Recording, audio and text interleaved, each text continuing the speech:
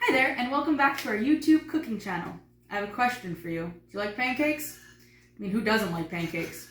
Today, we're going to be making them with applesauce and with yogurt. This is a relatively simple recipe that tastes great. You will need an adult later on to help with the cooking process. Today at the club, we're going to be using a non-stick griddle, but if you have a regular frying pan at home and for stovetop, that'll be just fine. First, we're going to go through all of our ingredients for today's recipe. So over here, we have our dry ingredients, and I did pre-measure just to save us some video time. We've got our baking soda, our cinnamon, and our salt. Next, we've got our flour pre-measured out, and both of those were done with our dry measuring cups. Next, in our liquid measuring cup, we have our milk, and then we've got our yogurt. Now, your recipe calls for plain yogurt, but we didn't have any of that, so I found some blueberry yogurt to use. Our applesauce, and our eggs. And next, with our supplies needed for today, we have our whisk, mixing bowl, the griddle, and our spatula. Before we start cooking, let's remember our kitchen hygiene. Do you have any long hair tied back? Do you have an apron or an old shirt on that you can get dirty? Have you taken off all your jewelry? And did you wash your hands? So before I started this video, I did wash my hands, just so everyone's clear out there. So we're gonna get started with our recipe for today. So first, we're going to turn on our griddle. It's going to take a few minutes to warm up, and because this recipe doesn't take very long to make, I'm going to turn that on now. Heating it to 350 degrees. On your stovetop, that's going to be about medium-high heat. Next, in our bowl, we're going to mix together all of the flours and other dry ingredients. So we're going to dump that in.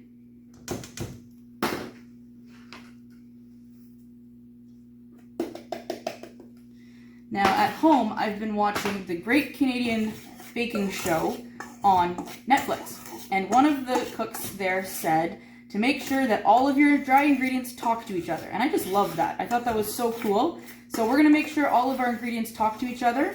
I'm mixing it so that our cinnamon meets and talks with our flour and our salt and our baking soda. So just want to make sure that that's all really well incorporated. Okay. Next, I'm going to make a bit of a hole in the center. This just makes it easier for mixing in our wet ingredients. We're going to add in our yogurt, and that's a cup of yogurt.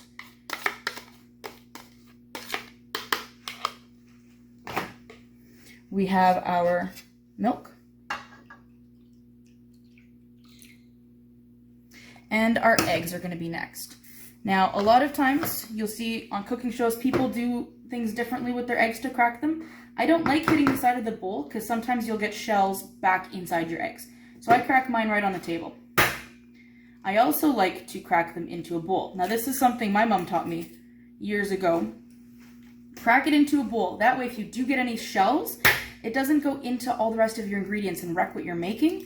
This way, if you have any shell pieces, they're all kept in that bowl.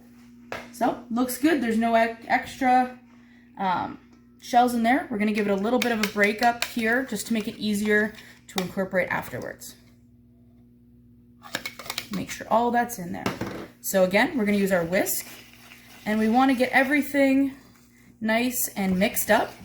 You want to look and make sure that you've got no lumps happening, and you don't want to go too crazy with the whisking because you don't want your batter to end up all over your tabletop. So you can see the eggs are a little bit more of a challenge to mix in. That's why I pre-mixed them up. So things are looking pretty good. Make sure we get all the sides so there's no dry powder left. Okay, and last we're gonna add in our applesauce. I didn't forget about it.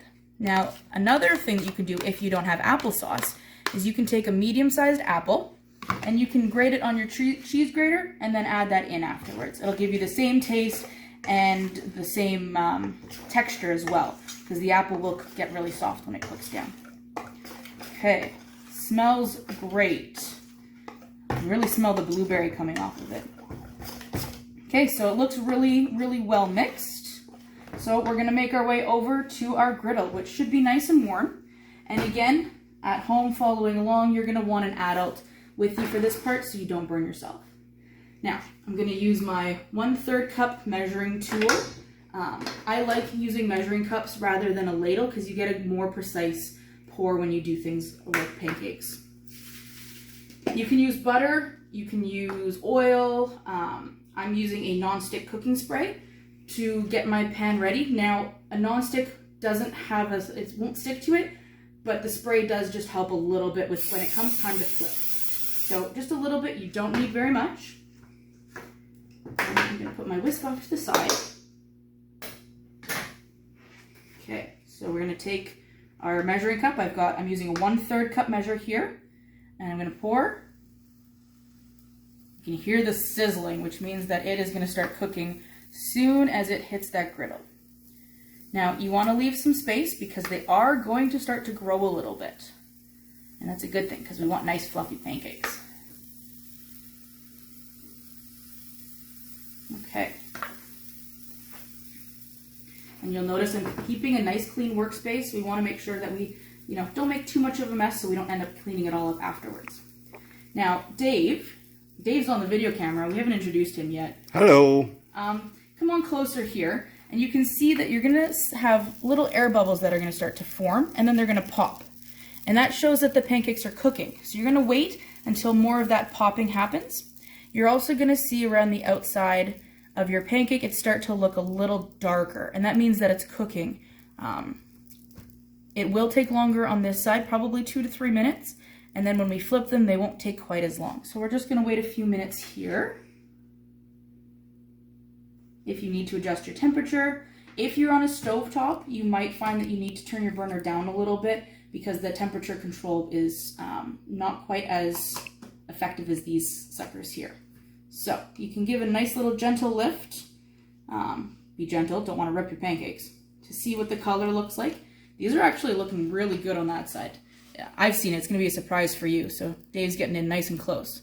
See if I can flip this. Oh yeah, those look great. So again, we're going to go for another flip.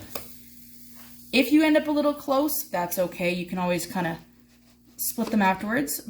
Again, you want to go pretty slow with these. Have an adult nearby to make sure that you aren't burning yourself. Okay. And like I said, these won't take as long on this side. So again, take your spatula and just keep taking a little peek until they look about the same color as this. And that's all it is. So I'm going to, yeah, look at that.